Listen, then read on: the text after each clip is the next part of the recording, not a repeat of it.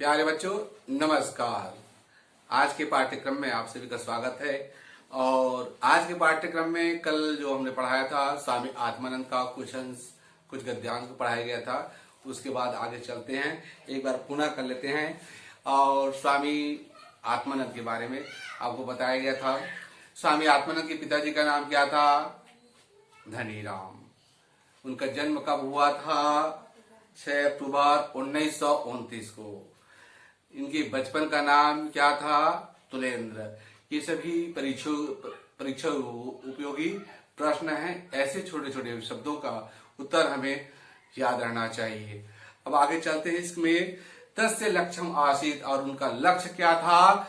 वो कहते हैं न तुम अहम कामी राज्यम न च स्वर्ग न पुनरपुहम कामे दुख तप्तानाम प्राणिनाम मर्ति नाशनम।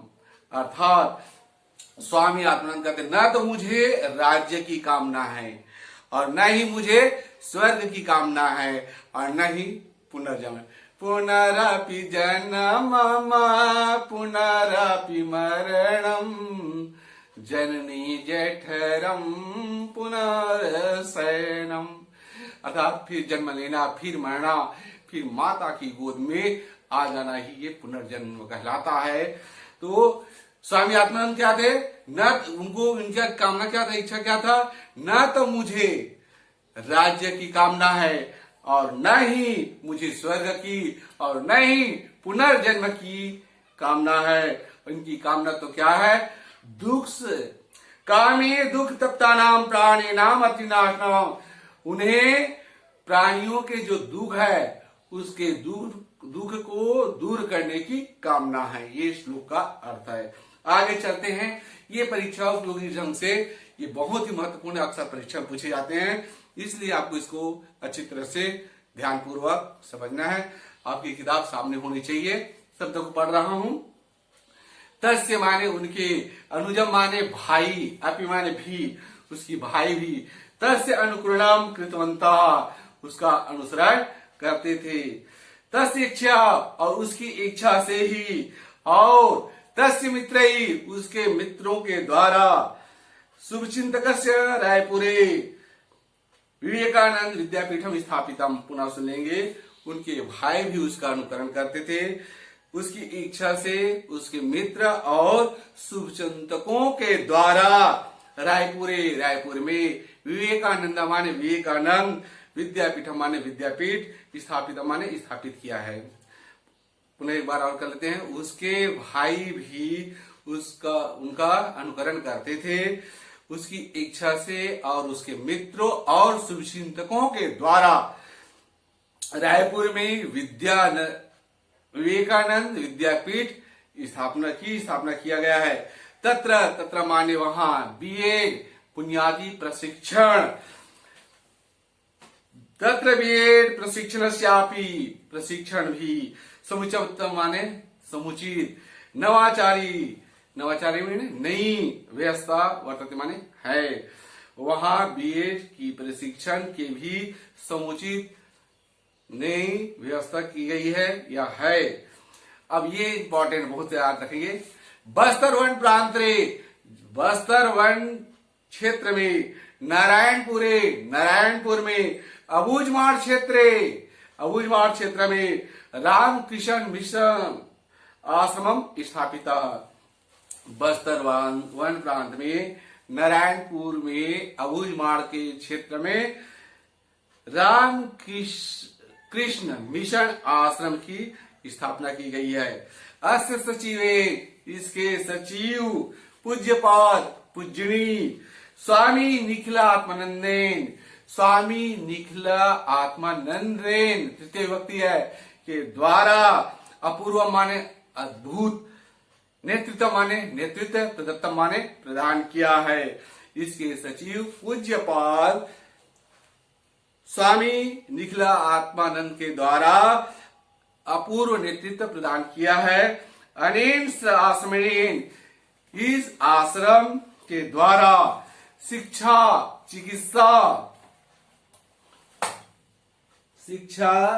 चिकित्सा कृषि जन सेवा, कृषि जन सेवा प्रशिक्षण केंद्र माने प्रशिक्षण केंद्र, युवा प्रशिक्षण केंद्र, चलित चिकित्सा, चलित माने यंत्र मशीन, चलित चिकित्सा यानी मशीनों के द्वारा जो इलाज किया जाता है, जैसे ऑपरेशन वगैरह है ना, इंजेक्शन है। विपणन क्षेत्रेषु, विपणन क्षेत्र में, और विपणन क्षेत्र में संपन्नानि सेवा केंद्राणि संचितानि सन्ति, संचालित हैं। तो कृषि जन सेवा प्रशिक्षण केंद्र, युवा प्रशिक्षण केंद्र, चलित चिकित्सा यानी यंत्र के चिकित्सा, और विपणन क्षेत्र में भी संपूर्ण सेवा केंद्र संचालित हैं। आध्यात्मिक क्षेत्र, आध्यात्मिक क्या है? जिसमें आत्मा और परमात्मा संबंधी जो अध्ययन किया जाता है उसको आध्यात्मिक कहा जाता है। आध्यात्मिक क्षेत्र में भी अस्य प्रयास, इनका प्रयास प्रशंसित प्रशंसनीय है। आध्यात्मिक क्षेत्र में भी इसका प्रयास प्रशंसनीय है। अब अगला चलते हैं, पुनः एक बार इसको रिपीट कर देता हूं। अनुवाद, उसके भाई भी उसका अनुकरण करते थे। उसकी इच्छा और उसके मित्र एवं शुभचिंतकों के द्वारा रायपुर में विवेकानंद विद्यापीठ स्थापित किया गया है। वहां बुनियादी प्रशिक्षण की भी समुचित और नई व्यवस्था है। बस्तर वन प्रांत में नारायणपुर में अबूझ माठ क्षेत्र में रामकृष्ण मिशन आश्रम स्थापित है। इसके सचिव पूज्यपाद स्वामी निखिलात्मानंद के द्वारा अभूतपूर्व नेतृत्व प्रदान किया गया है। इस आश्रम में के द्वारा शिक्षा के क्षेत्र, कृषि के क्षेत्र और युवा प्रशिक्षण केंद्र, चलित चिकित्सा मतलब मशीनों के द्वारा चिकित्सा है ना, और विपणन क्षेत्र में भी, विपणन क्षेत्र में संपूर्ण सेवा केंद्र संचालित है। आध्यात्मिक क्षेत्र में भी इसका प्रयास प्रशंसनीय है। अगला ध्यान चलते हैं। स्वामी विवेकानंद, स्वामी विवेकानंद रायपुर माने रायपुर में 2 वर्ष पर्यंतम 2 वर्ष तक समय व्यतीत किया। स्वामी विवेकानंद ने रायपुर में कितने वर्ष व्यतीत किए? 2 वर्ष व्यतीत किए। ये जिससे इदम माने यह, नगर माने नगर, जिससे यह नगर परिपूर्णतम अभवत, परिपूर्ण पवित्र हो गए।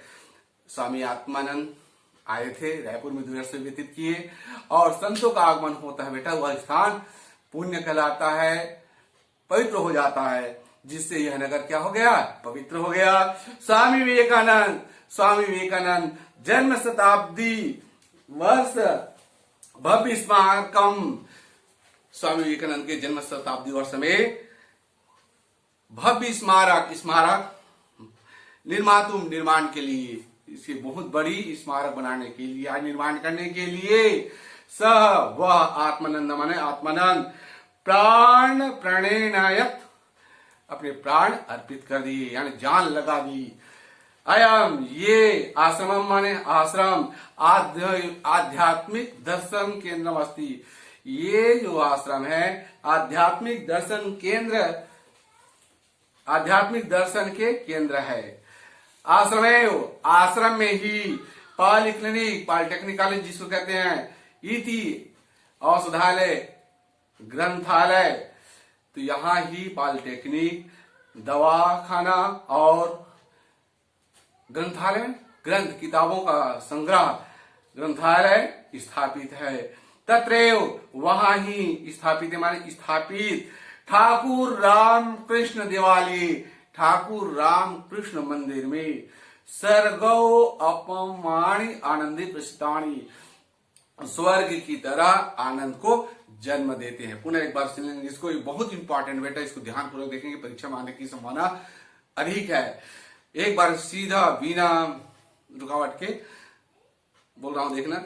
स्वामी विवेकानंद रायपुर में 2 वर्ष की समय व्यतीत किए, जिससे यह नगर परिपूर्ण हो गए। स्वामी विवेकानंद जन्म शताब्दी वर्ष में भव्य स्मारक निर्माण करने के लिए वह अर्थात आत्मानंद ने अपने प्राण अर्पण कर दिए, जान लगा दिए, इसे कहते हैं नछावर कर दिए। ये आश्रम आध्यात्मिक दर्शन का केंद्र है। आश्रम में ही पॉलिटेक्निक कॉलेज और दवाखाना और पुस्तकालय की स्थापना किया गया है। तत्रे वहां ही स्थापित ठाकुर रामकृष्ण मंदिर में स्वर्ग की तरह आनंद को उत्पन्न करते हैं। इस प्रकार आज के पाठ्यक्रम को यही परिणाम दिया जाता है। जय हिंद।